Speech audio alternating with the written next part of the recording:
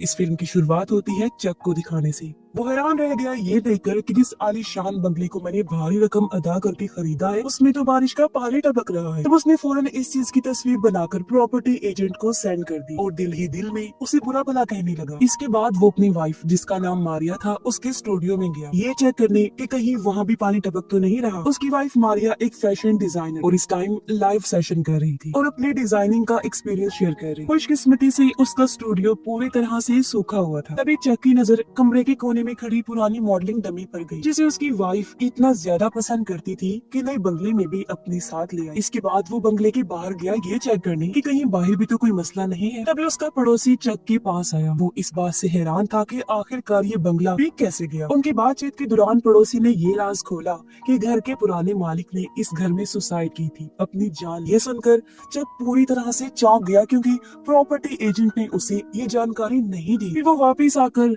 Leakage की तस्वीरें दोबारा देखने लगा। तभी वो एक तस्वीर में शॉटगन को नोटिस करता है। हालांकि उसके घर में तो कोई हथियार नहीं था। वो कंफ्यूज हो जाता है कि आखिर ये गन आई तो आई कहां से। लेकिन अजीबोगरीब वाकये यही नहीं रुकी। अगली सुबह जब वो बंगले के गार्डन में टहल रहा था तो उसकी नजर अपनी वाइफ की उस मॉडलिंग डमी पर गई जो अजीब तरह से गार्डन में खड़ी हुई। तभी पड़ोसी फिर से आ गया और इस सारे मामले को देखने लगा। जब को शक हुआ कि ये मेरी बहन की शरारत हो सकती है क्योंकि कुछ महीने पहले उनकी माँ की एक्सीडेंट में मौत की वजह से उसकी बहन की दिमागी हालत थोड़ी खराब हो गई थी। तब पड़ोसी चक को सलाह देता है कि अपनी बहन की दिमागी हालत पर ध्यान दो। साथ ही वो उसे ये भी सजेस्ट करता है कि वो पास ही बनी लाइब्रेरी में जाकर इस एरिया की हिस्ट्री तारीख को पढ़े। इसके साथ ही वो उसे एक लोकल ग्रुप की मीटिंग में आने की दावत भी देता है। दोपहर को चक लाइब्रेरी गया और किताबों को उलट पलट करने पर एक किताब ढूंढ लेता है जिसमें इस छोटे से गांव की गहरी हिस्ट्री लिखी हुई। वो जैसे ही निकलने लगा उसने देखा कि कुछ किताबें जमीन पर फैली हुई हैं। साथ ही उसने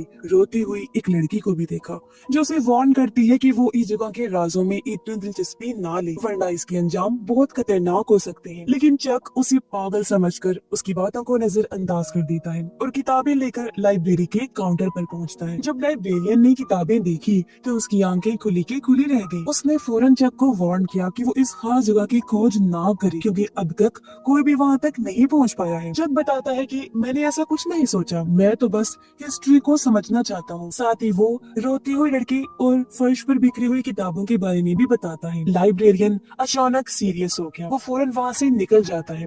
तब चक भी चुपचाप घर लौट आता है। घर आने के बाद उसने किताबें पढ़ना शुरू की जो 1980 की एक खुफिया कॉन्फ्रेंस से जुड़ी हुई। तभी अचानक डोर बेल बजी। दरवाजे के बाहर उसकी एक स्टूडेंट खड़ी हुई थी जो म्यूजिक क्लास लेने आई थी। चक एक म्यूजिक टीचर था और आज उसकी ये स्टूडेंट पहली बार म्यूजिक सीखने आई। शुरू शुरू में स्टूडेंट काफी नर्वस हो रही थी। तब चक किचन में पानी लेने चला गया ताकि उसका मूड थोड़ा हल्का हो सके। लेकिन तभी अचानक पियानो की धुन पूरे कमरे में गूंजने लगी। ऐसा लग रहा था जैसे किसी प्रोफेशनल इंसान की परफॉर्मेंस हो। चक शॉक रह गया क्योंकि जब उसने पीछे मुड़कर देखा तो स्टूडेंट तो किचन के दरवाजे पर खड़ी थी। ये देखकर दोनों काफी हैरान रह जाते हैं। जब जब वापस पियानो की तरफ आता है तो सब कुछ शांत हो चुका था और वो औरत नहीं मिली जिसके बारे में स्टूडेंट ने बताया था। ये देखकर वो काफी डर जाती है, फौरन वहाँ से भाग गई। रात को चक अकेला था क्योंकि उसकी वाइफ ऑफिस के काम के लिए घर से बाहर गई हुई थी। इसीलिए वो पड़ोसी की बताई हुई गार्डन क्लब की मीटिंग अटेंड करने चला जाता है। वहाँ एक बहुत ही सेंसिटिव हसास टॉपिक पर डिस्कशन चल रही थी जिसे आमतौर पर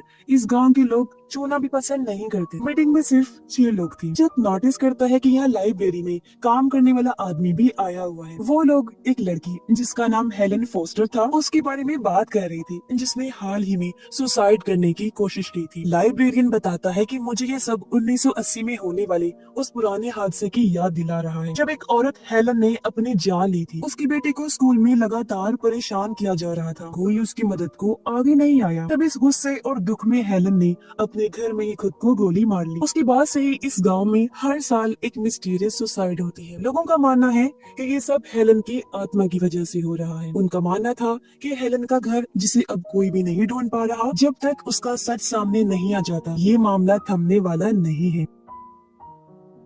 मीटिंग धीरे धीरे डरावनी होती जा रही थी, इसीलिए इसे खत्म करने का फैसला किया गया। लेकिन जैसे ही चक बाहर आया, उसे पास वाले पुराने चर्च से किसी औरत के हंसने की आवाज आती है। वो घबराते हुए घर आया और अपनी बहन इजाबेल के कमरे में जाता है। इजाबेल अभी भी माँ के गुजर जाने के गम से बाहर नहीं आई थी और अक्सर बुरे सपने देखती थी, जिसमें उसे बार बार अपनी माँ दिखाई देती। जब भी ऐसा होता, वो चक के पास आकर अपने डर के बारे में बताती ताकि मन हल्का हो सके। किसी शाम इजाबेल के स्कूल का दोस्त उनके घर आया इजाबेल से मिलने के लिए। वो बचपन से ही इसी गांव में रहता था और उसे यहाँ की कई डरावनी कहानियों की जानकारी। उसने इजाबेल को हेलन की सुसाइड की पूरी कहानी काफी डिटेल में सुनाई। रात को इजाबेल जब सो रही थी तो बाथरूम की लाइट अपने आप ही जल जाती है। वो उठकर लाइट बंद कर देती है, लेकिन थोड़ी देर बाद वो एक बार फिर जल गई। उसे लगा जैसे स्विच खराब है, इसलिए उसने बल्ब भी उतार कर बेड की साइड टेबल पर रख दिया। लेकिन जैसे ही वो फिर सोने की कोशिश करती है, कुछ बहुत ही अजीब होने लगता है। मिस्टीरियस चीजें रुकने का नाम ही नहीं ले रही थी। अगली सुबह जब इजाबेल की आंख खुली तो उसने देखा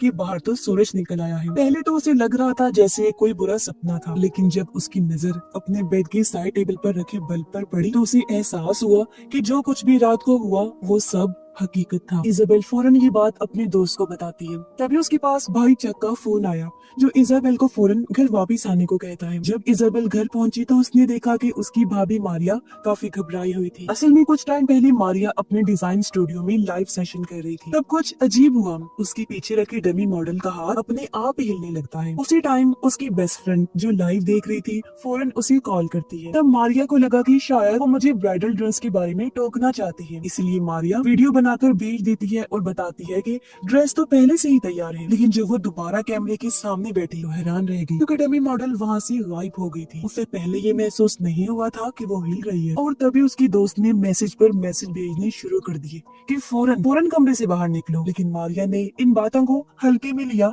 और अपना लाइव सेशन जारी रखा। कुछ देर बाद जब वो डमी मॉडल की ड्रेस दिखाने गई, तब जाकर उसने देखा कि वो तो वहाँ पर थे ही नहीं। अचानक पास वाले कमरे से तेज आवाज आई। मारिया पहले सहमी, लेकिन फिर डरते डरते उस कमरे की तरफ बढ़ती है। तब जाकर उसे डमी मॉडल की सच्चाई का एहसास होता है। चक ने जब ये सब सुना तो वो टाइम गवाए बिना घर आता है और उन्होंने मिलकर डमी को आग लगाकर जला दिया। चक ने बताया कि इस बंगले का पिछला मालिक यहाँ पर सुसाइड कर चुका है, तो हो सकता है कि यहाँ कुछ बुरी ताकत मौजूद हो। फैसला किया गया कि वो इस बंगले को छोड़ देंगे। इजाबेल को कहा जाता है कि वो अपनी सारी चीजें समेट कर कॉलेज हॉस्टल में शिफ्ट हो जाए। तब उनकी मदद करने इजाबेल का दोस्त भी आ गया। इसी दौरान उसकी दोस्त की नजर दीवार पर लटकी एक तस्वीर पर जाती है, जिसमें इजाबेल और उसकी मॉम साथ में थी। उसने इजाबेल को चौंका देने वाली बात बताई, कहा कि इसमें तुम्हारी माँ वैसी बिल्कुल नहीं लग रही जैसी तुमने बताई। तस्वीर में तुम्हारी माँ और मौजूदगी में बिल्कुल अलग लग रही। इजाबेल एकदम चौंक गई। फौरन बताती है कि मेरी माँ तो कुछ महीने पहले ही एक एक्सीडेंट में गुजर चुकी है। ये सुनकर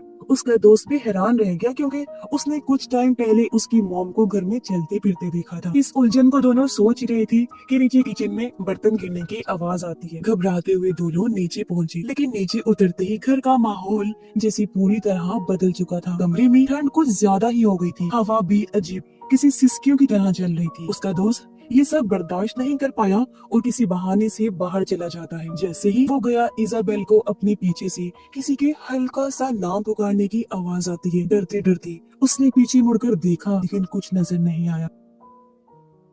तभी अचानक मारिया आ गई और उसे रोकने लगी, लेकिन इजाबेल कहती है कि मैं इस मिस्ट्री का पता लगा के ही रहूंगी। फिर दोनों घबराते हुए अपने अपने कमरों में भाग जाती हैं। थोड़ी देर बाद मारिया के कमरे से चीखने की आवाज आती है। इजाबेल भागकर उसकी तरफ गई। दरवाजा अपने आप धीरे धीरे खुल रहा था। मारिया बुरी तरह डर चुकी थी। वो रोते हुए इजाबेल के कमरे में आ जाती है। उसके चेहरे पर खौफ था और नाक से खून बह रहा होता है, लेकिन उसे खुद होश नहीं था कि ये सब उसके साथ क्या हो रहा है। जब माहौल कुछ शांत हुआ तो इजाबेल का दोस्त वापस लौट आता है। उसके हाथ में पुराना नक्शा था। उसने बताया कि 1923 के प्लानर्स की किताब और शहर के मौजूदा नक्शे को मिलाकर मैंने एक बहुत पुरानी जगह का सही पता खोज निकाला है। नाम है 825 फॉरेस्ट रोड, जो इस कहानी का नाम भी है। चक अब तय कर चुका था कि उस इंसान से वो खुद जाकर बात करेगा जिसने उसकी वाइफ के साथ धोखा किया।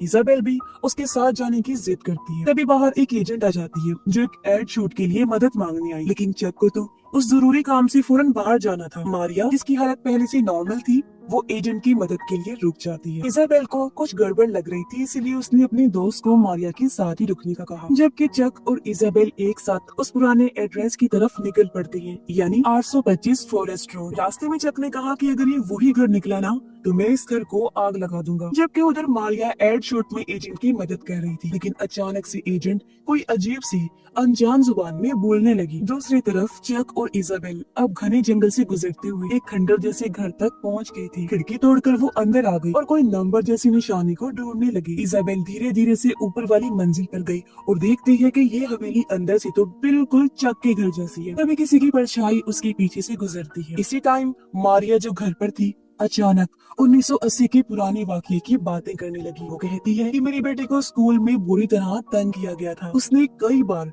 लोगों से मदद मांगी लेकिन किसी ने हाथ नहीं बढ़ाया। असल में उस औरत की आत्मा जिसने सुसाइड किया था यानी कि हेलन, वो पूरी तरह मारिया की बॉडी में समा चुकी थी। दूसरी तरफ चक को जमीन के नीचे एक लकड़ी का बॉक्स मिला। उसमें बहुत सारे लेटर्स थे जो स्कूल को लिखे गए थे। ये खत एक ही औरत के हाथ के लिखे हुए थे, लेकिन सब वापस लौट कर आ गई थी। उसके घर का पता भी खत पर लिखा हुआ था। जग को एहसास होता है कि पहले वाले घर का एड्रेस यानी कि उस औरत के घर का और इस घर का एड्रेस यानी कि 825 फॉरेस्ट रोड एक ही जगह है। यही वजह है कि आत्मा इस घर में आती, क्योंकि ये कभी उसका जो हुआ करता था। जग डरता हुआ ऊपर गया इजाबेल को लेने के लिए, क्योंकि उन्हें फौरन यहाँ से निकलना था। लेकिन इजाबेल एक जगह चुपचाप खड़ी हुई थी। उधर इजाबेल के दोस्त को भी यकीन हो गया था कि मारिया में कुछ अजीब हो रहा है। उसने जानबूझकर उससे उसकी बेटी का नाम पूछा।